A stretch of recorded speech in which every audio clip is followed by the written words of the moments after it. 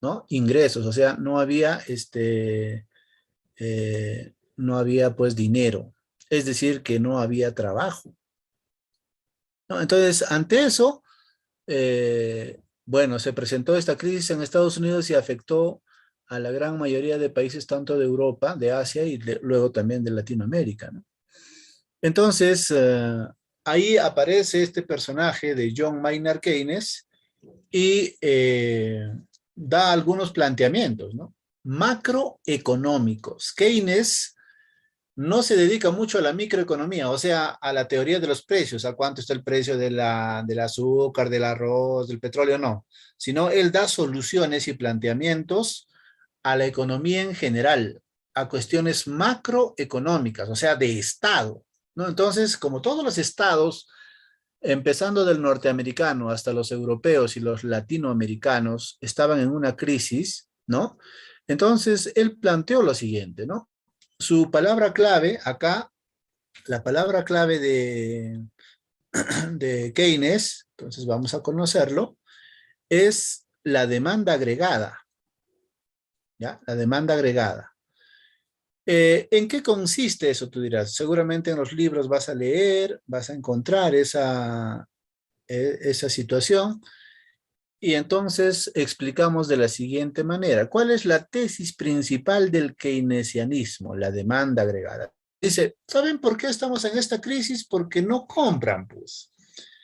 Y si no compran, entonces, ¿qué tiene que hacer el Estado? Mira, acá ya está interviniendo el Estado, ¿ah? Él plantea la intervención del Estado. Entonces dice, el Estado, mira, tú lo que tienes que hacer, porque el sistema, la empresa, las empresas privadas han fracasado, por eso estamos en esta crisis, lo que tú tienes que generar, ¿qué cosa es? La demanda agregada. ¿En qué consiste eso? En que lo que tienes que hacer como Estado, ¿qué cosa es?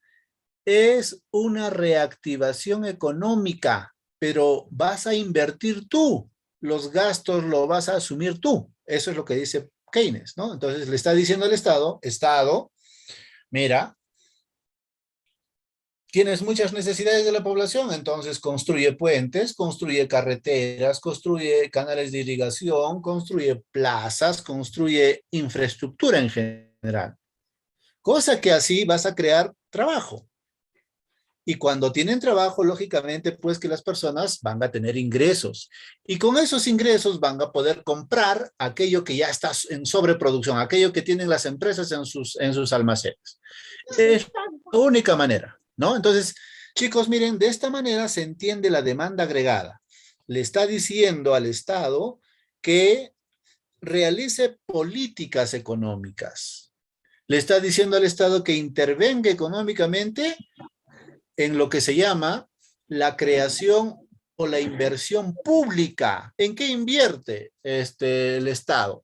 Puede invertir pues en lo que necesita la gente, en agua, en desagüe, en electricidad, en gas puede ser ahora, en esa infraestructura que le sirva, que le permita a la población satisfacer sus necesidades.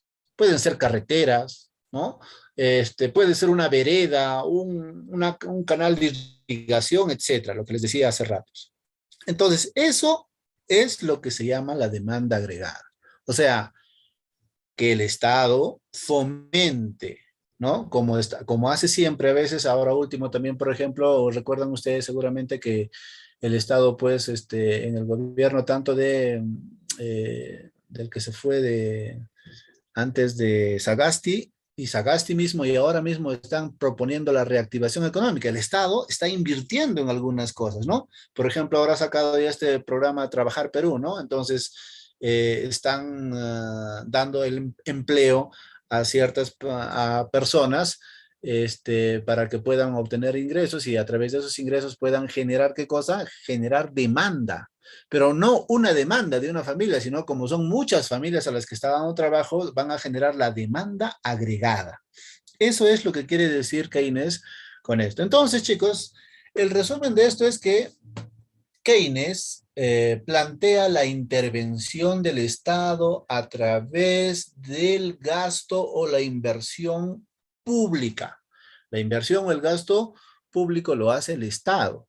Y fíjense ustedes, Ahora, los países, o en especial el país denominado Perú, que hace o no hace políticas keynesianas, ¿no? Seguramente ustedes dirán que sí. ¿Por qué? Porque el Estado de alguna u otra manera cuando realiza estas obras de agua, desagüe, electrificación, carreteras, plazas, etcétera, etcétera, lo que está haciendo, ¿qué cosa es? Un planteamiento keynesiano, ¿ya? Un planteamiento keynesiano. Entonces, eso es lo que básicamente Keynes trata de plantear, ¿no? Pero miren, acá vamos a encontrar un problemita que se había generado. ¿Cuál es el problema? Es que cuando ya la gente, el Estado ya había empezado a dar empleo, la gente tenía plata también, claro. Pero le dice, pues no, Keynes, mira, tu planteamiento está bien, le dice el Estado, ¿no? Pero mira, yo no tengo plata. ¿De dónde voy a pagar a los que van a trabajar? Entonces lo que dice Keynes es, oye, Estado, ¿para qué está tu Banco Central de Reserva? Crea plata, pues, si no tienes plata, ¿no? Entonces, fíjense, ¿ya? El Banco Central o los bancos centrales de todo el mundo empezaron a crear dinero para que puedan pagar a los trabajadores, ¿no? Entonces, mira acá, ya vamos a ver un poquito la ley de la oferta y la demanda, date cuenta acá, los que no tenían plata, ahora tienen plata. Y como tienen más plata, ahora ¿qué van a hacer? ¿Van a consumir más o van a consumir menos? Van a consumir más. Y cuando hay más consumo o mayor demanda, ¿qué cosa es lo que se produce? Inflación. Inflación, chicos. Inflación. Suben los precios de los productos. Entonces, mira, los planteamientos de Keynes, cuando intervino el Estado, pero el Estado no tenía plata y el Banco Central de Reserva o la Reserva Federal en Estados Unidos y en otras partes del mundo empiezan a crear, generan otro problemita, el problema de la inflación, ¿no? Y bueno, el Estado ya estaba tranquilo, ya había dado plata, etcétera, pero ahora se le produce la inflación. En Estados Unidos, en Europa, en Latinoamérica, inflación. Muy bien, entonces ante eso el Estado nuevamente le pregunta a Keynes, mira, ya todo está bacán con tus planteamientos, pero ahora no sé cómo salir de este problema de inflación, de esta subida de precios que has generado, ¿no? Entonces, ante eso, Keynes no tuvo planteamientos concretos, ¿no? Entonces, le dijo, ya, defiéndete, pues no, ya te solucioné yo el problema. Entonces, ante ello, interviene ya otra escuela económica. Y la otra escuela económica es justamente la que vamos a pasar a ver ahorita, es el monetarismo, ¿no? El monetarismo. Monetarismo con Milton Friedman, especialmente. Milton Friedman ha sido premio Nobel en el año de 1997, si mal no recuerdo, premio Nobel de Economía, lógicamente. Y este señor nuevamente trajo el problema, esa discusión, ¿Estado sí o Estado no? Y entonces Milton Friedman dijo pues, ¿no? Mira, Estado, tú has generado este problema de la inflación y ahora no lo puedes solucionar. ¿A ti quién te ha dicho que te metas en economía? Ya ves, eso te pasa por estar incentivando el gasto público, la inversión pública. Tú mismo has generado tus empresas, has dado trabajo y mira, ¿qué has ocasionado? Por lo tanto, tú no debes participar en economía. Nuevamente, ¿no? El monetarista dice no, ¿no? Entonces, más bien todos esos deben pasar, deben pasar a la empresa privada, dice, ¿no? ¿Por qué? Le dice. ¿Sabes por qué se ha generado eso? Porque la única causa para que se haya generado ese problema y para que resuelvas ese problema, ¿cuál es? Dice, ¿no? Reducir la cantidad de dinero en un determinado lugar, bueno, un determinado país, pues, ¿no? Dice, ¿qué cosa has hecho? Tú como Estado, a tu Banco Central le has dicho, crea dinero. Ahí está el problema, le dice, ¿no? Entonces, ¿por qué se les llama monetaristas? Porque ellos ven la causa de esa crisis, la causa de la inflación, básicamente en la cantidad de dinero. Dice, cuando hay mayor cantidad de dinero en una economía o en un país, siempre se va a producir inflación, ¿no? Siempre. ¿no? Entonces, él plantea lo siguiente. Por favor, ¿quiénes están con su audio abierto? Por favor, apaguen. Yolanda, apaga tu audio. Manuel, no sé si me escuchas o quién está administrando el Zoom. Por favor, corten el audio para todos, por favor. Yolanda, por favor, apaga tu audio. Yolanda, apaga tu audio. Entonces, mire, lo que hace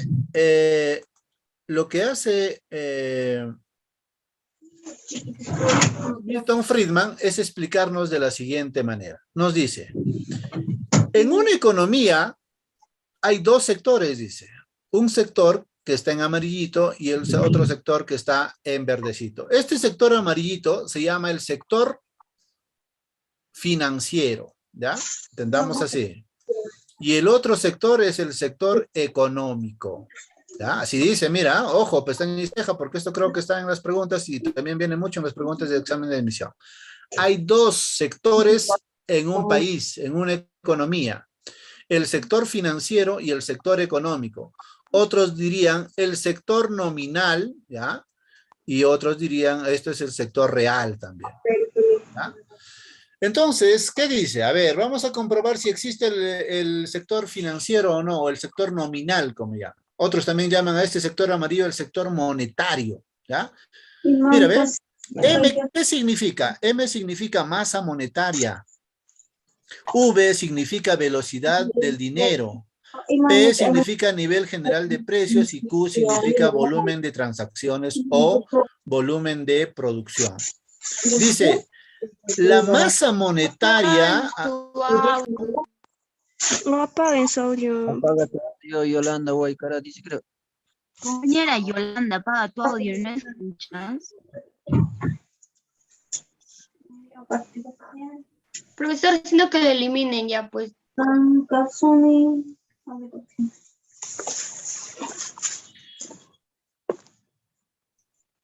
Ya, entonces chicos, a ver, nuevamente. En una economía, según Milton Friedman, existen dos sectores, ¿ya? El sector nominal, que sería esto, ¿ya? El amarillito para ustedes, y el sector real, que sería verdecito. Este sector amarillo también se llama sector financiero, puedes anotar. Y este sector verde también se llama sector económico. ¿Ya? Entonces, esos dos sectores existen y nos explica, mira, ve cómo se produce la inflación. Dice, mira, aquí en el amarillito, en este sector, en el sector financiero, o llamado también sector nominal, o llamado también sector monetario, está la cantidad de dinero. M es cantidad de dinero. V es la velocidad. A ver, comprobemos o no si existe, nos dice Milton Friedman. A ver, ¿M existe? Claro, porque tú, que estás en tu casita ahorita, tienes seguramente, o tu papá tiene de repente 20 soles, en la otra casa habrá 50 soles, en el otro 200 soles, yo tengo 300 soles. En el Perú, imagínense las personas cuánta cantidad de dinero tienen. Eso es M, chicos. Eso se llama cantidad de dinero o masa monetaria en una economía. ¿Ya? ¿Existe o no existe? Sí existe. Ahora comprobemos si existe V o no. ¿Qué cosa es V? Velocidad de circulación del dinero o velocidad del dinero simplemente. A ver, supongamos que yo terminando las clases ahora me voy a ir de repente a jugar pelota, entonces voy a irme con un taxi a un campo de fulbito, entonces voy a pagarle, mira, a ver, de lo que tenía 300 soles o 50 soles o 20 soles, voy a pagarle a ese señor.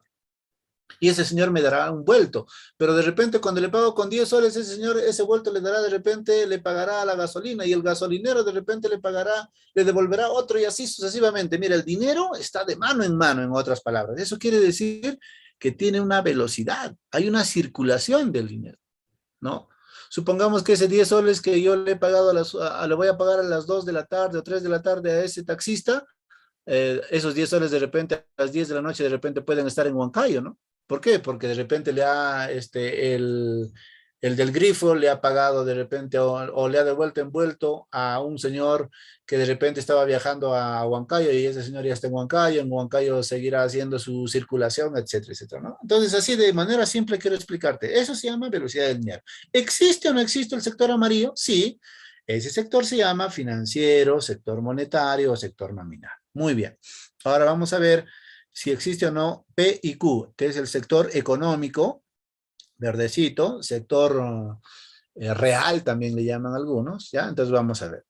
P, ¿qué cosa es? Nivel de precios, claro. Todos los productos que nos venden o todos los servicios que nos venden tienen su precio. Eso representa P, ¿no? El pan tiene su precio, un automóvil tiene su precio, un helado tiene su precio, una gaseosa tiene su precio. Cualquier bien o servicio que nosotros consumimos tiene un precio. Eso es P, chicos. ¿Existe? Claro. Q, ¿qué significa? Volumen de producción, ¿no? Esa es la cantidad de producción de las empresas. Pues a ver, ahorita estará una empresa de repente carpintera, está produciendo de repente muebles, una empresa de repente de automóviles está produciendo automóviles, una empresa panadera panes, una empresa de repente de hojalatería está produciendo lata, etcétera. Eso es Q, ¿ya? Q es el volumen de producción de las empresas. Pueden producir, qué sé yo, ¿no? 100 botellas de alcohol, de repente maquinaria pesada, 20 maquinarias pesadas, 50 toneladas de maíz, etcétera. Cualquier cosa, eso es Q. ¿Existe o no existe eso en la realidad? Sí existe también, chicos. Entonces, ¿qué dice Milton Friedman? Entre estos dos sectores, amarillo y verdecito, o sea, entre el sector financiero y el sector económico, tiene que haber, ¿qué cosa? Aquí, lo más importante, una igualdad. Dice, si aumenta el dinero, porque amarillo es dinero, si aumenta el dinero, mira, ¿ve? Aumentaría el dinero, entonces también tiene, para que esté en equilibrio, tiene que aumentar también, ¿qué cosa? La producción de las empresas, ¿no? Entonces, ¿ahí qué va a pasar? No va a pasar nada. ¿Por qué? Porque la producción está igualado a la cantidad de dinero en un país. Pero dice, eso es lo que no ha hecho, dice el Estado con los planteamientos de Keynes, ¿no? ¿Qué ha hecho, dice Keynes, qué ha planteado y qué ha hecho el Estado? Lo siguiente, ¿no? Lo que dice es, ¿qué cosa ha hecho solamente el Estado ahora? Lo que ha hecho es aumentar el dinero. Entonces ponemos, aumentó el dinero. Pero la producción no había aumentado, la producción se mantiene constante, chicos. ¿Ve? Constante, no cambia. Quien solamente cambia y ha aumentado en este caso es el dinero, más no la producción. Entonces, al haber más dinero en poder del público, este público, estos demandantes, estos consumidores, como tienen mayor dinero, van a ir a comprar más. Y ya sabemos cuando hay exceso de demanda, cuando vamos a comprar en mancha se llama exceso de demanda, entonces van a subir los precios. Entonces, esto es lo que no quiere. Entonces, ¿qué dice acá Milton Friedman? Cuando esta ecuación está en desequilibrio, solamente sube el dinero y no sube la producción, entonces inmediatamente hay inflación. ¿Ve? Pero también por otra parte dice, no, pero ¿qué tal si sube la producción? Y no sube o no aumenta el dinero. El dinero se mantiene constante. Entonces, ¿qué va a pasar? Mucha producción, o sea, los ofertantes tienen muchos productos, no salen. ¿Por qué? Porque la gente no ha aumentado sus ingresos, no su dinero acá. ¿Qué va a pasar? Para que salga ese producto, ¿qué tiene que hacer el ofertante? Tiene que bajar sus precios. Y cuando hay baja de precios se llama deflación, ¿ve? Entonces, síntesis. El monetarista, cualquiera sea la persona que sea monetarista, lo que dice, el problema económico que surge en las economías básicamente es porque no se respeta esta ecuación. Esta ecuación se llama la teoría cuantitativa del dinero, o también lo conocen como ecuación de Fisher, ecuación de Fisher. ¿Ve? Pero esta ecuación es la que ellos propugnan. Ellos dicen, no, debe mantenerse acá. Ahora recuerda, ¿qué dicen los de la derecha en el Perú? Están preocupados por quién va a ser el presidente del Banco Central de Reserva, ¿sí? ¿Por qué? porque es el que maneja la política monetaria en el Perú. Él es el que crea dinero, él es el que emite dinero. Por eso, si es que entraría un presidente del Banco Central de Reserva, porque hay 7 presidentes en realidad, 7 integran el directorio del Banco Central de Reserva, ¿qué diría? Si de repente es afín a Castillo, Castillo de repente no tiene plata para que haga muchas obras, entonces le diría, ¿no? Oye, presidente del Banco Central de Reserva, crea dinero, pues. ¿Y qué pasaría cuando crea dinero así sin que crezca la producción? Porque ahorita nuestra producción todavía está reactivándose, ¿no? ¿Qué pasaría? Lógicamente que inflación, pues, ¿no? Al estilo de los años 80, 90, con Alan García, con Belaunde, ¿no? Esas inflaciones tendríamos. Por eso es que generalmente los presidentes del Banco Central de Reserva del Perú estoy hablando específicamente, siempre respetan esta ecuación, la ecuación monetarista, ¿no? Entonces, ¿cuándo crean dinero? Cuando aumentan el dinero en el Perú, cuando están viendo también que la producción, o sea, el PBI, el Producto Bruto Interno, ¿no? O sea, la producción de las empresas también va creciendo. Entonces, mantienen un equilibrio, ¿no? ¿Eso por qué? Porque están encargados de la política monetaria, entre sus funciones, ¿no? El Banco Central. Por eso es la preocupación por los de la derecha, ¿no? Dicen, ay, a ver, ¿quién van a meter al Banco Central? Tiene que ser Velarde nomás, porque Velarde hace 15, 17 años, 20 años está en el Banco Central de Reserva y él ha manejado bien la política monetaria en el Perú, y etcétera, etcétera, ¿no? Entonces, bueno, eso ya lo dejo a tu reflexión, ¿no? A tu análisis para que digas si en verdad tendría que seguir ese señor o no, pues, ¿no? Pero siempre en cuando vas a opinar eso, cuando conozcas las funciones, en este caso, del Banco Central de Reserva del Perú. Entonces, ahí terminamos con esto de la escuela monetarista y vamos a ver si tenemos algunas preguntas todavía que nos han quedado. Voy a mostrar yo, voy a mostrar. Ya, muy bien. A ver, ¿qué preguntas nos quedaban? El 4, por ejemplo, acá dice, ¿no? 4. Es una escuela económica que surge en la década de los 50, dice, ¿no? Su fundador es Milton Friedman. Tranquilamente nosotros ya podemos marcar esto, ¿no? El monetarismo. Ese era el 4 que nos quedaba. El 5 también podemos marcar, ¿no? John Maynard Keynes, ¿qué cosa es? Es creador de la teoría macroeconómica, porque él habló mucho acerca de qué, de lo que debería hacer el Estado con políticas económicas para todos, no para uno. Cuando es para uno, estaría hablando de la microeconomía, ¿no? Pero cuando ya es para todos, cuando involucra a todos, se llama macroeconomía. Por ejemplo, el decir demanda agregada es un ejemplo de macroeconomía. Seguimos, 6, a ver, hemos desarrollado el 7, el 8 también, el 9 también. El 10. La teoría cuantitativa fue analizada en profundidad ¿por qué escuela? Por la escuela monetarista, ¿no? Acabamos de hablar. Para los marxistas, el único elemento capaz de crear riqueza, ¿cuál era? La fuerza de trabajo. No el trabajo, ¿ah? La fuerza de trabajo. Ahí está. Alfred Marshall pertenece a la escuela. Bueno, en los neoclásicos, chicos, hemos hablado la vez pasada que había varias escuelas, ¿no? La escuela de Viena, perdón, la escuela de Cambridge y la escuela de Lausana. Y Alfred Marshall pertenece a la escuela de Cambridge. Vamos a poner eso.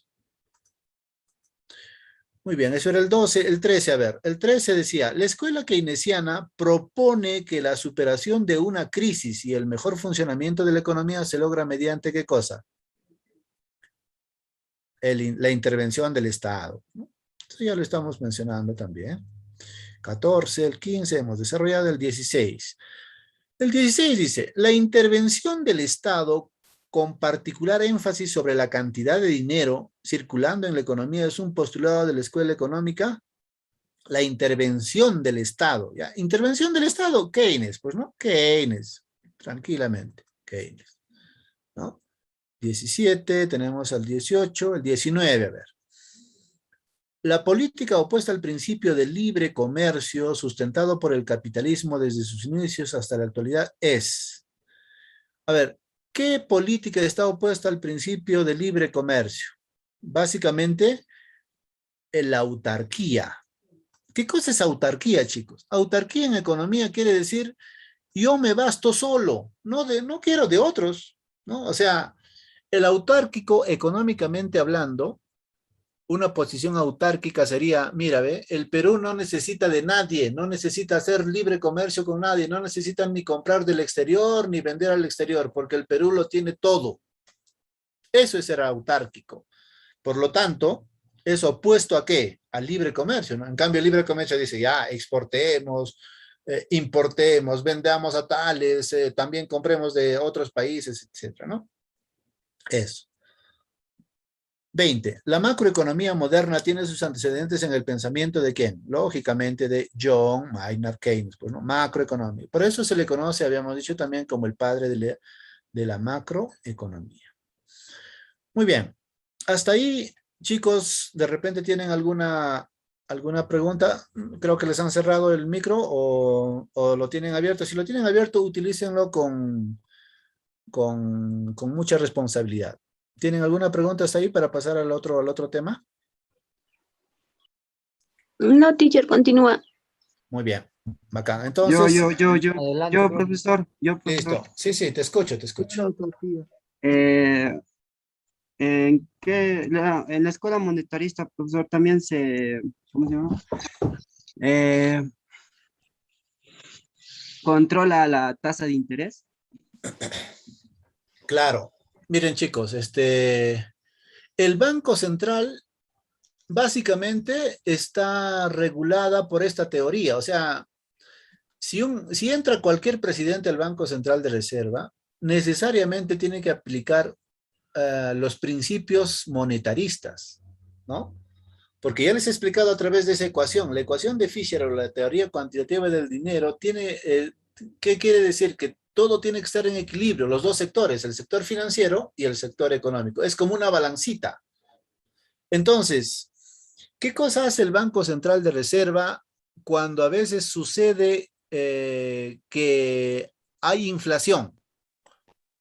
Lo primero que va a hacer es subir la tasa de interés de los créditos. ¿Por qué? Porque miren, a ver, si los bancos, por ejemplo, estarían dando a baja tasa de interés los créditos, las personas inmediatamente dirían, mira, los bancos están dando a muy poca tasa de interés el crédito. Y entonces sacarían plata, ¿no? Los que no tenían, ahora van a tener plata. Pero cuando tienen plata, como hemos dicho nuevamente, cuando tienen dinero, ¿qué es lo que pasa? El comportamiento del consumidor es a comprar más, ¿no? Entonces, eso no le conviene al Banco Central de Reserva porque una de sus funciones también del Banco Central de Reserva es cuidar la inflación. No debe, él se preocupa de que no haya inflación en el Perú, una de sus funciones. Entonces, lo que dice es, ya, los bancos están dando mucho préstamo y la gente también quiere préstamo, está sacando préstamo porque la tasa de interés está alta. Entonces, el Banco Central de Reserva, como papá de los bancos, así entiendan, ¿no? Es la autoridad máxima en los bancos en el Perú. ¿Qué cosa hace? Aumenta la tasa de interés. Dice, mira, los préstamos ya no se darán a esta tasa de interés del 5% como ustedes están haciendo, sino al 10%. Puede subirlo. ¿Para qué? Para que la gente ya no saque más dinero, entonces no tenga más dinero, no pueda comprar más y no pueda hacer exceso de demanda y no haya inflación. ¿Ve? Entonces funciona así. Lo que dice su compañero es correcto. Los planteamientos de los monetaristas también dicen que debe subirse en cierta medida las tasas de interés cuando en una economía se esté produciendo inflación. Y el Banco Central de Reserva, te lo estoy explicando ahorita, actúa de esa manera. ¿Alguna otra pregunta, chicos? ¿Los escucho? Sí, teacher, tengo una pregunta. Dime. La oferta y la demanda, ¿en qué escuela se plantea más, teacher? La oferta y la demanda. La oferta y la demanda, chicos, son temas de microeconomía. ¿Y quién ha desarrollado más la microeconomía? Ha desarrollado la escuela neoclásica. ¿Ya? Entonces, miren, bueno, ahorita vamos a entrar también a eso de la micro y macroeconomía, pero para que se guíen ustedes, la microeconomía estudia el comportamiento individual de los agentes económicos. Entonces, cuando, por ejemplo, vas al mercado y una señora está vendiendo papa y dice, caserito, mira, la papa acá está al kilo 2 soles, ¿eso qué está haciendo? Ese es un tema de microeconomía. Oferta y demanda son temas de microeconomía, por lo tanto, quien ha desarrollado más eso es los neoclásicos. Y también claro, lógicamente, pues sus papás, ¿no? Los antecesores, los clásicos, y luego vinieron los neoclásicos, pero quienes desarrollaron inclusive teorías matemáticas, como vamos a ver en la sexta semana, son los neoclásicos, pues, ¿no? Y en los neoclásicos ahí tenemos tres escuelas, ¿no? Eso sería la pregunta, esa sería la respuesta, perdón. Gracias, teacher. ¿Alguna pregunta más, chicos? Ya, Profesor, entonces, sí, dime. y ahora que en la actualidad se pagan los impuestos, ¿para dónde se van? O sea, todo lo recoge. Ya, miren, todos los impuestos los recauda primero ¿quién? La SUNAT, la Superintendencia de Administración Tributaria. Ese es el máximo ente de administración de impuestos a nivel nacional. Ya, la SUNAT entonces su función ¿qué cosa es? Recaudar, administrar y fiscalizar los tributos. Muy bien, él es el que recauda los tributos. ¿A dónde se va? Se va eso al Ministerio de Economía. Toda esa platita que hemos recaudado en impuestos. Y esa platita se mete a un chanchito, ya, para que me entiendas así, a un chanchito. Es como si nosotros estaríamos cobrando nuestro sueldo, o yo estaría cobrando mi sueldo y lo meto a mi chanchito, pues, ¿no? Entonces, ese chanchito, ¿sabes cómo se llama en el Ministerio de Economía? Se llama caja fiscal. Ahí se mete toda esa platita. Y ahí se junta toda la platita y se dice, no, ya, mira, tanto hay en la caja, el ministro de Economía tiene que decir, mira, tanto hay en la caja fiscal. Y luego, después de todo eso, ¿qué dicen? Vamos a repartir toda esta platita en el llamado presupuesto de la República, ¿no? Entonces, toda esa platita que hemos recaudado en un año, lógicamente, toda esa platita ahora vamos a distribuir, porque una de las funciones de esta caja fiscal es la distribución, pues, ¿no? Entonces distribuimos para el sector de educación, para el sector salud, para el sector de transportes, para el sector de energía y minas. Y chicos, el 30 de agosto, ¿ya? El Ministerio de Economía y Finanzas tiene plazo máximo para entregar su proyecto de presupuesto al Congreso de la República. Ya lo hizo cuando entró el ministro de Economía, ¿no? De Pedro Frank, cuando entró. Ya lo hizo, ya presentó ya. Ahora, ¿quiénes van a discutir? A partir del 1 de septiembre hasta el 30 de noviembre van a discutir eso los congresistas para que aprueben esa ley. Porque mucho le han dado educación, porque mucho le han dado a las Fuerzas Armadas, eso dirán, pues, ¿no? Y ahora van a ver eso seguramente. Y ese ahora es donde van a haber mayor marcha, inclusive van a salir las marchas, las movilizaciones, los paros de diferentes gremios. Porque tú sabes, el que no llora no mama. Entonces, ¿por qué van a hacer?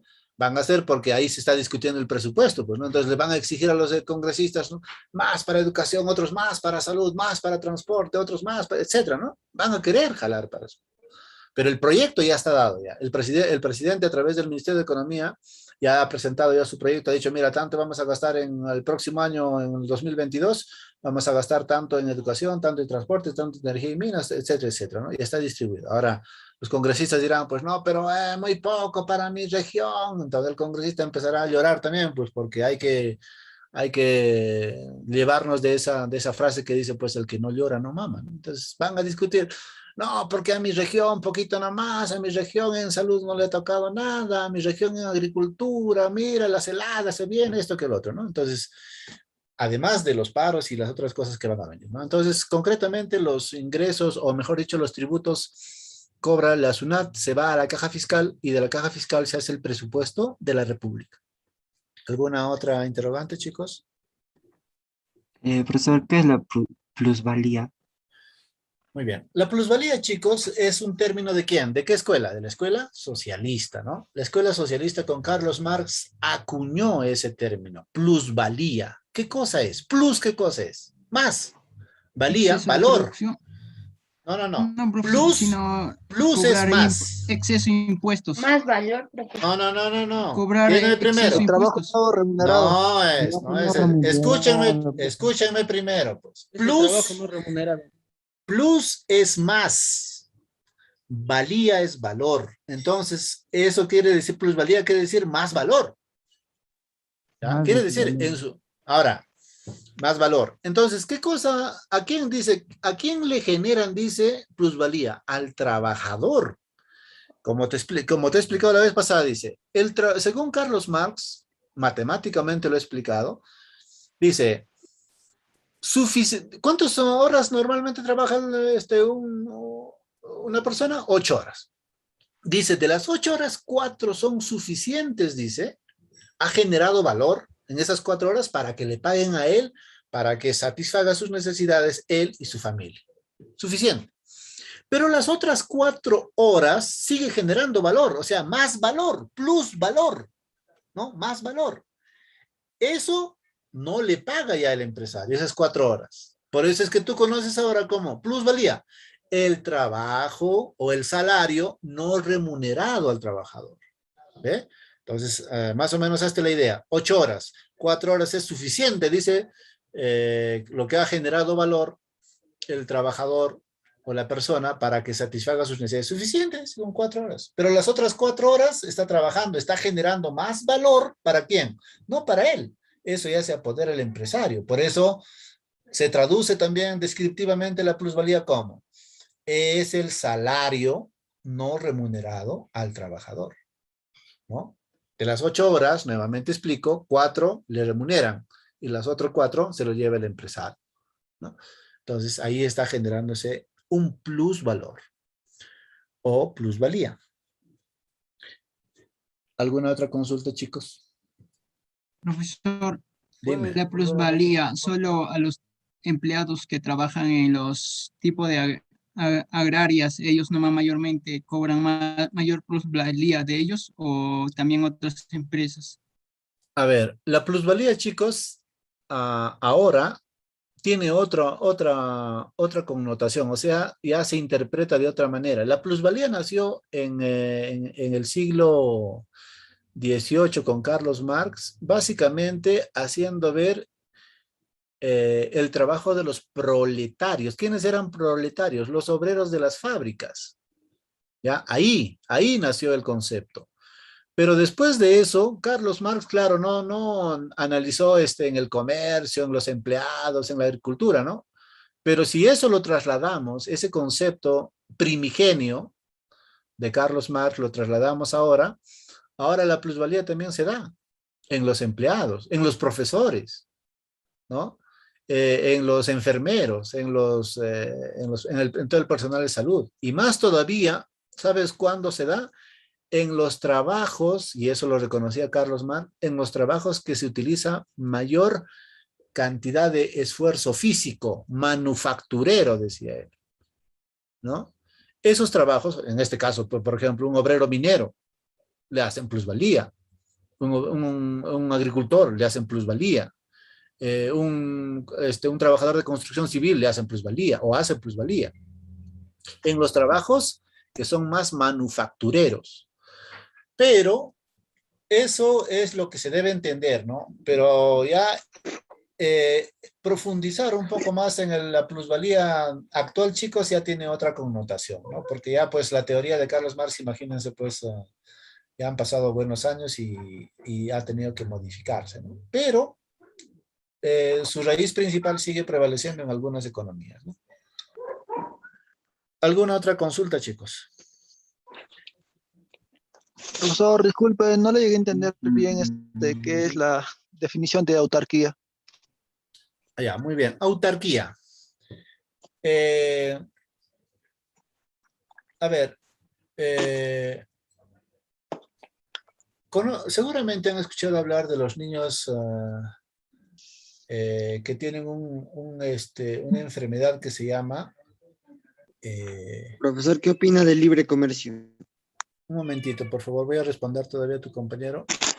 Hay chicos que nacen, o hay niños y niñas que nacen con una enfermedad, ¿ya? Que no perciben el mundo externo, viven para ellos solamente. ¿Ya? O sea, no comprenden el mundo que les rodea, ¿no? ¿Por qué? Porque no tienen han nacido con ese síndrome. Autistas. Autistas. Gracias. Ese término de autismo también se aplica a la economía a través de este término llamado autarquía.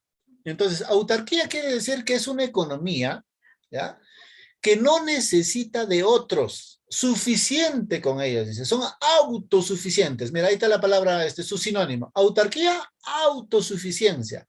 Somos autosuficientes, nosotros tenemos todo, petróleo, trigo, maíz, no necesitamos de otros países. ¿Para qué libre comercio? ¿Para qué comerciar con otros? ¿No? Esa es autarquía. Pero como comprenderás, ninguna economía, chicos, ninguna economía, salvo las economías, de repente tú me dirás, sí, no, profesor, tú no creo que sea así, porque las economías, esas economías todavía primitivas, como por ejemplo en la selva, hay diferentes comunidades todavía que no se han civilizado. ¿Ellos cómo viven? Ellos pues son autárquicos, ¿no? Si queremos hacer el ejemplo, ellos son autárquicos. ¿Por qué? Porque se autoabastecen solamente en su economía rudimentaria, primitiva, ¿no? Pero en la economía ya más avanzada, la autarquía no puede existir porque siempre nosotros estamos relacionándonos a través del comercio internacional con las demás economías. ¿Correcto?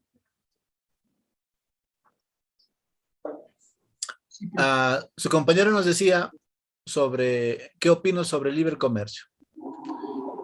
Miren, cortito nada más, chicos. No podemos ser autárquicos, en primer lugar. No somos autárquicos. Y eso viene desde hace siglos, ¿no? Ni los incas, por más que digan, no, los incas, etcétera, etcétera, tampoco. Las culturas prehispánicas también siempre han comerciado con otras culturas, ¿no? Inclusive se dice en algunas teorías que ya cuando se consolidó el Tahuantinsuyo, los incas comerciaban pues con las culturas que están en Mesoamérica, ¿no? Vale decir los aztecas, los chibchas, inclusive culturas de Oceanía. Entonces, desde ese punto de vista, ¿por qué entonces hacían comercio los incas o de repente otras culturas con otras culturas diferentes en latitud, en altitud, etcétera? Porque no todo lo que nosotros tenemos en un determinado territorio nos abastece. Necesitamos necesariamente de otros, ¿no? Necesitamos a gran escala y a pequeña escala. Fíjense, por ejemplo, los de Ascensión, ¿a qué se dedican más? A la ganadería, pero no tienen otras cosas que necesitan ellos. Por lo tanto, con su carnecita bajan pues ¿a dónde? A Quichuas, a los lugares donde hay maíz, ¿no? Y hacen ese trueque. Pero eso, ¿qué cosa es? Eso es en miniatura, es libre comercio, ¿no? No hay restricciones al comercio, ¿no? Entonces, yo creo que por ahí está la idea, ¿eh? No te voy a decir específicamente qué pienso, porque si no, tú me vas a decir de repente, no, profesor, libre comercio no nos favorece. Efectivamente, no nos favorece, pues, ¿no? ¿Por qué? Porque el libre comercio, así como está planteado ahora, los 18 tratados de libre comercio que tenemos, no favorecen al Perú. A ver, una preguntita simple, ¿no? Así de fácil. Hemos firmado en el gobierno de Toledo varios tratados de libre comercio con China y con Estados Unidos, los más emblemáticos. A ver, a partir de ese año, el tratado de libre comercio, pongámonos a pensar, ¿en qué nos ha favorecido a los que somos de a pie, pues, ¿no? A los que trabajamos en nuestro cotidiano vivir? ¿Qué repercusión ha tenido el Tratado de Libre Comercio? Eso sería una buena respuesta para decir si el Tratado de Libre Comercio es conveniente o no es conveniente, ¿no? O de repente hay que modificar. Porque cuando se nos decía, vamos a firmar el Tratado de Libre Comercio con Estados Unidos, ¿qué cosa es lo que pasó? No, ¿qué nos favorece? Dijo la población. No, es que los productos que vienen de allá van a venir con menos precio, decían. Los automóviles, las maquinarias, los productos de repente de vestir, o también los productos alimenticios que importamos de ese país van a venir acá con menos precio. Afectan a nuestras industrias también, porque ellos también no producen poco y afectan a la producción de las industrias en el precio, tanto en eso porque bajen también, y por eso es igual que como peruano que ha sido que creó el automóvil, a él no lo favorecieron porque quisieron importar de otro país. Es lo que pasa con el libre comercio también por veces. Claro. El libre comercio, chicos, entonces, firmado así como está. Por eso es que hay algunos que dicen, pues hay que revisar los contratos, ¿no? Hay que revisar los convenios que hemos firmado, los tratados de libre comercio. Porque así como está, perjudican bastante pues a la industria nacional y al emprendimiento nacional, ¿no? Como en este caso el ejemplo de lo que nos está haciendo el compañero. Por eso es que, bueno, pero el Tratado de Libre Comercio o el libre comercio en esencia es bueno, ¿no? Es bueno en realidad, es positivo. Sino que cómo lo hagamos, cuáles eran las estrategias, etcétera, ahí de repente podemos ir modificando, ¿no? Porque, a ver, una economía como Estados Unidos que haga un tratado de libre comercio como una economía con Perú, hay diferencias, lógicamente, pues, ¿no? Hay diferencias, hay diferencias. Entonces, quienes van a salir ganando de repente son ellos, ¿no? Y de repente perjudicando a nuestra industria nacional o de repente a las personas que nosotros de a pie, pues, ¿no? Que trabajamos y de repente queremos que nos beneficien algunos tratados. Muy bien.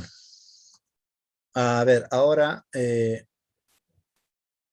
empezaremos con, trataremos de ver la...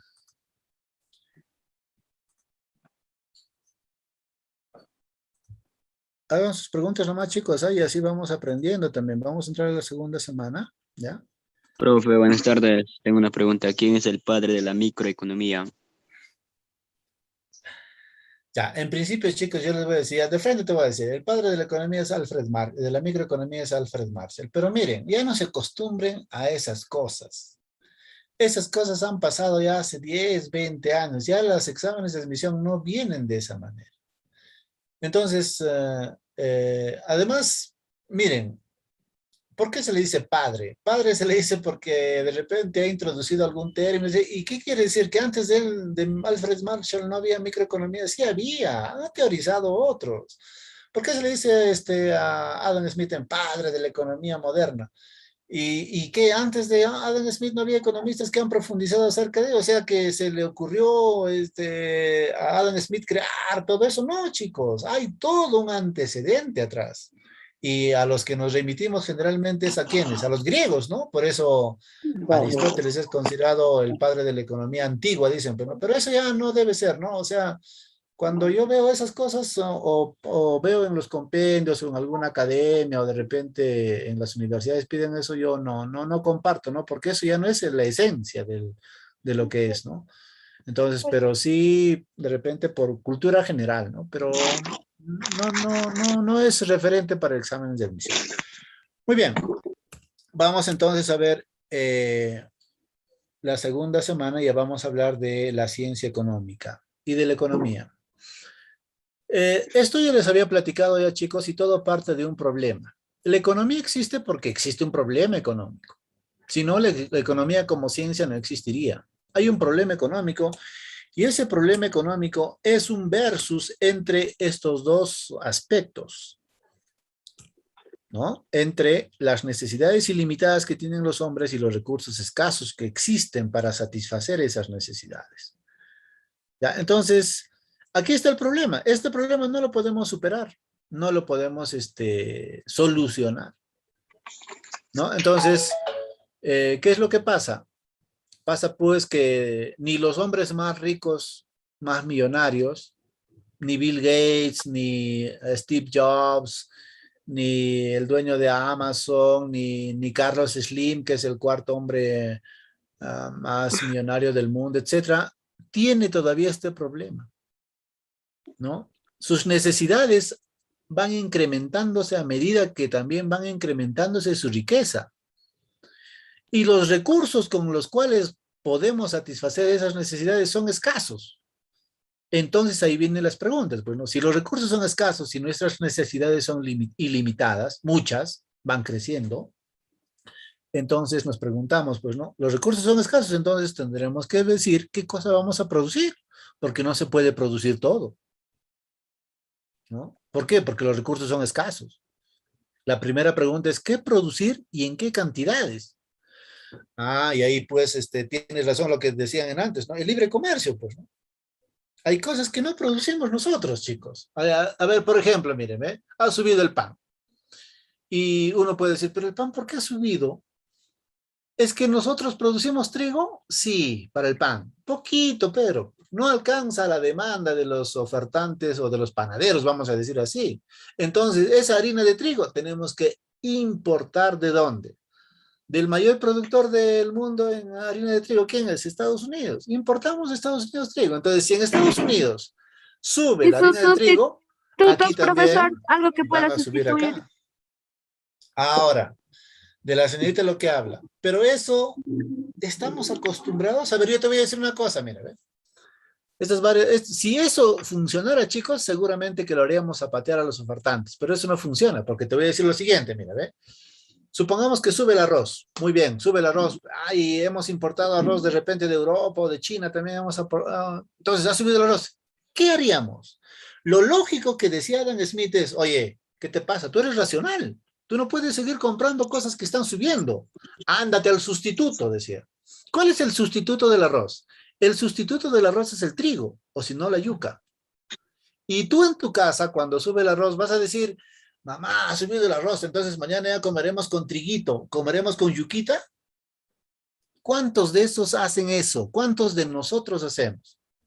O más bien decimos, oh, mamá, con trigo, mira, ya pues, ¿y por qué no arrocito, hijo? El arroz ha subido, hijo. Mami, compra arroz como sea. ¿Decimos o no decimos? ¿No? Esa es la pura verdad, es que nosotros nos ha ganado ¿quién? Nos ha ganado el ofertante. ¿A través de qué? A través de su publicidad, a través del marketing, a través del merchandising, etcétera. Arroz tonderito. Psicológicamente ha trabajado en nosotros. Entonces, se nos es difícil. Por ejemplo, ha subido el pan. ¿Hemos ido a consumir masivamente machca? ¿Hemos ido a consumir masivamente cancha de maíz?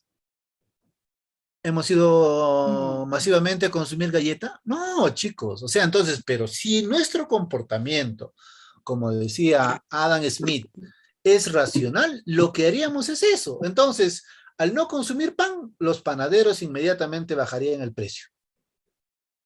¿No? Bajarían el precio. Eso sería lo racional. Ahora, lo mismo, ha subido, cuando nos desplazamos a veces a diferentes lugares acá, ¿cuánto está el pasaje? Está $1.50, chicos. Sin querer queriendo, así como el Chavo del Ocho, ellos dijeron $1.50 y ya se estableció sin $1.50. Nadie dice nada. Entonces, te quejas, pero no, oye, ¿cuánto es el pasaje? $1.50. Y te quejas y hasta a veces le faltas el respeto al chofer, ¿no? ¿Cómo es posible? $1.50, ustedes qué cosas se creen, etcétera, etcétera. Pero eso no es un problema de él, es un problema nuestro. ¿Por qué no hacemos un sustituto? ¿Por qué no caminamos? ¿Por qué no nos levantamos temprano, nos damos espacios y caminamos? Si caminamos muchos, o de repente utilizamos la bicicleta, o de repente otro medio de transporte que no sea el auto, ¿tú crees que nos van a cobrar $1.50? Entonces, he ahí un problema de nosotros, ¿no? He ahí un problema de nosotros. A pesar de que en el Facebook yo he visto cuando ha subido el gas, el pan y el aceite, nos decían, no hay que consumir. Bueno, algunos de repente hemos hecho eso, pues no hay que consumir de tal empresa, etcétera. ¿Por qué? Para ponerle su pare, pues no, porque Adam Smith nos decía, oye, tu comportamiento tiene que ser racional. Y racional no es que cuando sube vamos a consumir más. Eso no es racional, ¿no? Entonces ahí de repente un problema del consumidor, ¿no? De nosotros. Pero como los recursos también son escasos, también tendríamos que decir cómo vamos a producir eso, ¿no? Y como los recursos son escasos, también hay que decir para quién vamos a producir eso. Entonces, esas son las 3 preguntas que debe solucionar la economía, que debe dar alternativas de solución a la economía. ¿Con qué finalidad? Con la finalidad de ¿qué? De que haya un bienestar, pues, ¿no? Con la finalidad de que haya un bienestar en la economía, ¿no? Eso es lo que tiene que hacer. Entonces, el fin práctico de la economía, ¿qué cosa es? Que genere bienestar, tanto individual como colectivamente. Entonces, Pero esas cosas todavía nos seguimos preguntando. ¿Qué producir? Por ejemplo, la economía china dirá, ¿no? ¿Qué producir? ¿Y en qué cantidades? ¿No? La economía peruana también ahora estará en ese dilema. ¿Cómo producir? ¿No? ¿Cómo producir? ¿Para quién producir? Porque el empresario ahorita que la gente de repente no tiene plata por esta pandemia, lo que está preguntando es cómo producir a bajos costos para que llegue a ese demandante que ahorita de repente tienen pocos ingresos, ¿no? Entonces también dirá, ¿para quién voy a producir? ¿Para los que tienen pocos ingresos, para los que tienen medianos ingresos o para los que tienen altos ingresos?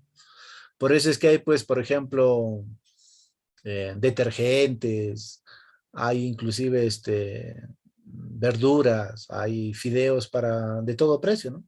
Saben para quién producir, para qué mercado. De repente el fideo Sanita para un mercado, el fideo Don Vittorio para otro mercado, o sea, el fideo Molitaria para un diferente mercado, o sea, para un tipo de demandante, ¿no? Ñapancha, que cuesta 10 soles de repente, para eso específicamente para un tipo de demandante, pues no para un grupo de demandantes. De repente un detergente como Patito, de repente que está un sol 50 para un tipo de demandante. Entonces, pero sigue ese problema, ¿no? Ese problema. Entonces, primero, qué tiene que hacer la economía? Identificar esas necesidades, ¿no? Luego, combinar de mejor manera lo que tiene una persona o una empresa para producir un bien o servicio y luego, fijarse en los ingresos, ¿no? En la distribución de los ingresos. ¿Para qué? Con la única finalidad de qué? Con la única finalidad de tener bienestar tanto individual como colectivo. Muy bien. Seguimos por acá. Para saber qué cosa es la economía, chicos, tenemos que observar desde dos enfoques. ¿Ya? Esto ya lo hemos trabajado con las escuelas, pero ahora un poquito más de repente para tener claridad. En economía no hay 3 enfoques, 4 enfoques, nada. En economía hay 2 enfoques. Tú ya lo has visto ahora en las elecciones. Un enfoque neoclásico, llamado también enfoque capitalista, llamado también enfoque de la derecha, vamos a decir, ¿no?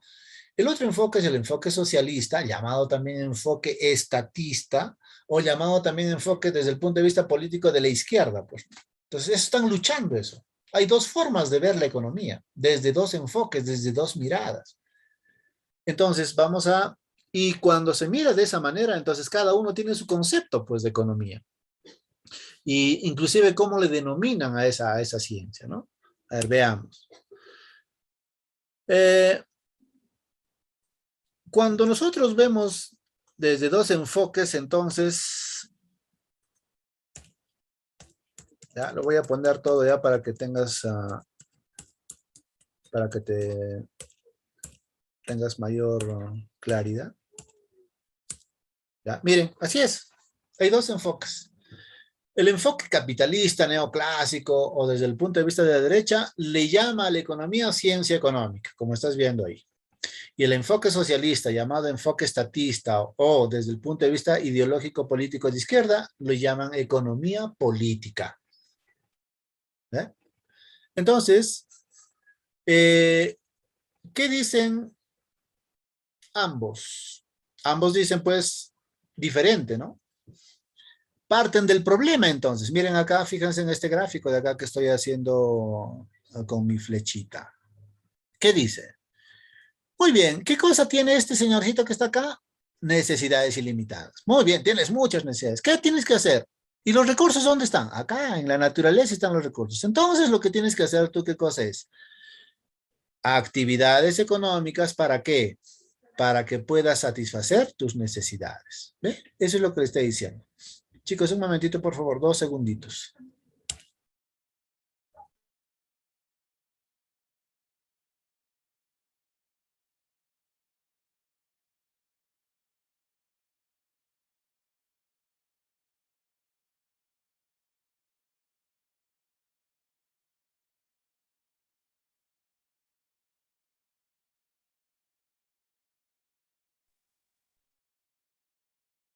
Ya, muy bien, ya volví. Entonces, aquí está el concepto de economía según los capitalistas o el enfoque neoclásico, ¿no? ¿Qué es la económica? La ciencia económica. La ciencia económica es, bueno, ¿qué es la economía? Le preguntaríamos, ¿no? Vamos a reformular. ¿Qué es la economía? La economía es una ciencia económica que estudia, ¿qué cosa? Las actividades económicas del hombre para satisfacer sus necesidades. Fíjense en este cuadrito nada más, acá está el concepto de eso, ¿no? El hombre tiene necesidades ilimitadas, los recursos son escasos, entonces haz actividades económicas para que satisfaga sus necesidades. ¿Ve? Bien, ese entonces acá lo que está, actividades económicas del hombre, ¿no? Eso es lo que es la economía para ellos, ¿no? O sea, su objeto de estudio es eso. En cambio, los de la economía política o el enfoque socialista, el enfoque estatista o de izquierda, lo que hace, ¿qué cosa es? Es diferenciar, miren. Ellos dicen, miren, yo estoy de acuerdo con el problema económico. ¿Cuál es el problema económico? Las necesidades ilimitadas versus los recursos escasos.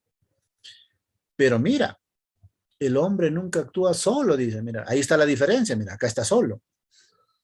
El hombre nunca actúa solo, dice Carlos Marx. El hombre es gregario por naturaleza, siempre está viviendo en sociedad.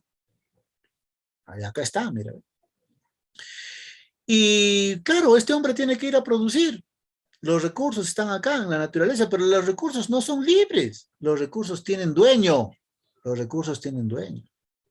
¿Ve?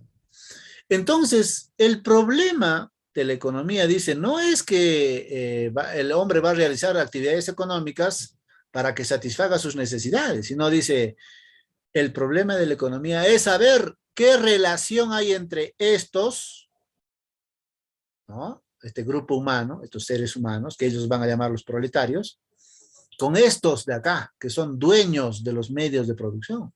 Porque estos seres humanos que tienen necesidades van a ir a producir, pero van a ir a producir ¿a dónde? A una chacra, pero esa chacra no es libre, esa chacra tiene dueño.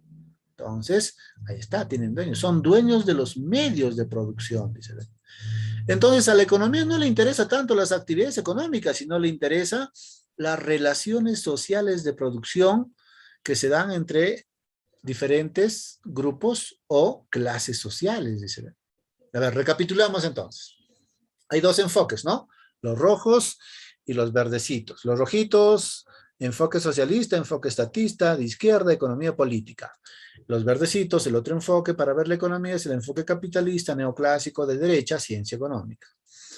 Ambos dicen que tanto la ciencia económica como la economía política son ciencias. Pero para que sea ciencia, chicos, tiene que tener 3 requisitos. Y esos 3 requisitos están acá, mira, ¿ve? Un conjunto de conocimientos que dice ser ciencia tiene que tener objeto de estudio, tiene que tener método de estudio y tiene que tener finalidad de estudio. Y sus preguntas están ahí, ¿no? ¿Qué estudia? ¿Cómo estudia? ¿Y para qué estudia? Ahora, le preguntamos acá a los capitalistas o al enfoque neoclásico, le preguntamos, oye, ¿qué es la economía para ti? ¿Cuál es el objeto de estudio? ¿Qué estudia la economía?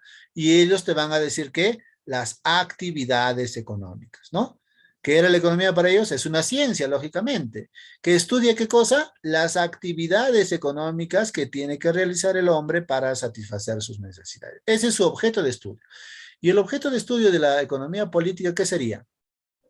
El objeto de estudio. ¿Qué estudia la economía política? La economía política estudia las relaciones sociales de producción que se establecen entre estas dos clases sociales, entre los proletarios y los dueños, entre los trabajadores y la burguesía. ¿Ve? Eso es en realidad para los... Ahora, ese es el objeto de estudio, pero también tenemos acá el método de estudio. Entonces le preguntamos acá a los capitalistas, oye, neoclásico, ¿cómo estudia la economía? Ah, estudia a través de métodos, el método inductivo, deductivo, estadístico, psicológico, hay varios métodos, ¿ve? Y le preguntamos al otro, al enfoque socialista, oye, socialista, ¿cómo estudia la economía política esos fenómenos? A través del único método, el método dialéctico materialista. Es el único método. Y ese método tiene pues su tesis, antítesis, síntesis. Lo vamos a ver más adelante eso, solamente acá como descripción. Le preguntamos al neoclásico, ¿y para qué estudia? La finalidad de estudio, ¿no? Para que para que conozcan, dice, ¿no? Para que tengan conocimiento amplio. Y para generar, ¿qué cosa? El bienestar común o el bienestar social. Y si le preguntamos al otro enfoque, oye, socialista, ¿para qué estudia la economía política y las relaciones sociales? Para descubrir las leyes económicas que rigen los cambios sociales, que generan, etcétera, etcétera, ¿no? Entonces, miren, los del enfoque neoclásico lo hacen desde un punto de vista subjetivo. ¿Por qué subjetivo? Porque solamente están analizando uno.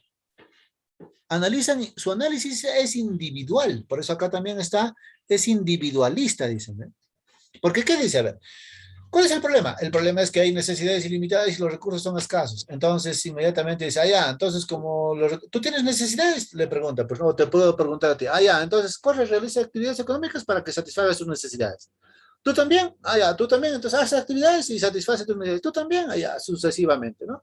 Desde un enfoque individual, subjetivo, del sujeto. Pero el del enfoque socialista, no. Su enfoque es objetivo, porque así suceden las cosas. Los hombres no trabajan solos. Los hombres viven en sociedad, son gregarios. Y además, donde van a ir a trabajar, donde van a ir a producir, no es que estén libres como lo está mostrando acá. Estos tienen dueño. Dueño de tierras, dueño de centrales hidroeléctricas, dueño de fábricas, dueño de colegios, ¿no? Entonces, fíjense, hay quienes son dueños de los medios de producción. Y está viendo desde un punto de vista ya no individualista, sino desde un punto de vista colectivo. Muy bien, entonces, eso lo vamos a seguir ampliando acá. Muy bien, ya sabemos ya el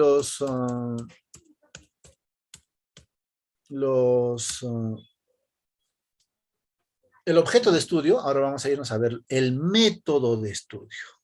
¿Ya? El método de estudio. Muy bien. Había varios métodos que utilizaba el enfoque neoclásico, ¿no? O el enfoque capitalista. El método inductivo, deductivo, histórico, estadístico, matemático, psicológico, etc. Nosotros acá vamos a ver algunos de ellos, ¿ya? A ver, mire, vamos a hacer el método inductivo. El método inductivo dice va de lo simple a lo complejo, de lo singular a lo general, de lo concreto a lo abstracto, perdón, a lo abstracto.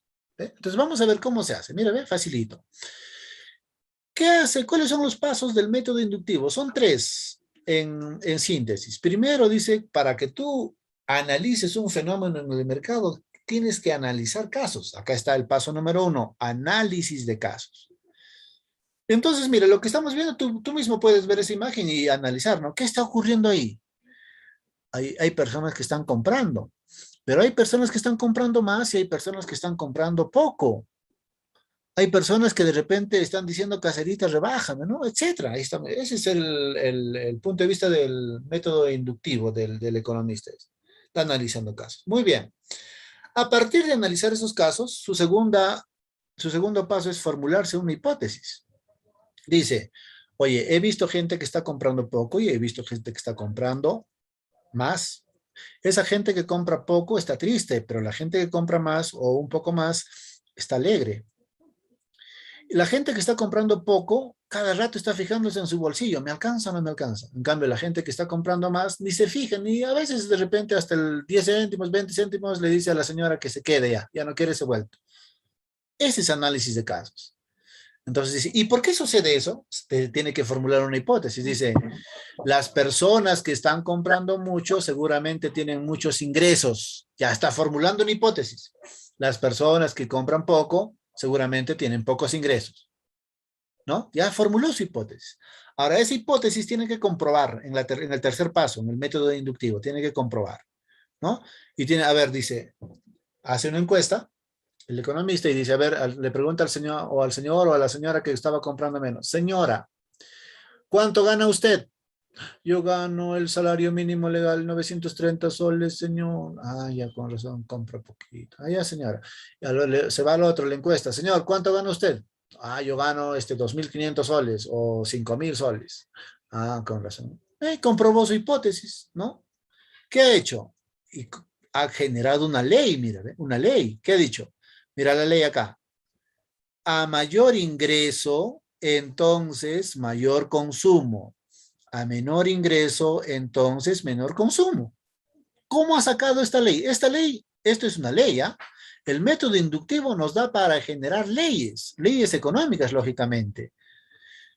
El que tiene más plata siempre va a consumir más. Eso en China, en Groenlandia, en Alaska, en Polonia, en donde sea. Y el que tiene menos ingreso también va a comprar menos. Pero ¿cómo lo ha sacado? ¿Cómo ha sacado esta ley económica? Lo ha sacado a través del método inductivo, aplicando sus pasos: análisis de casos, formulación de hipótesis y comprobación o conclusión. ¿Ve? Esto es una ley.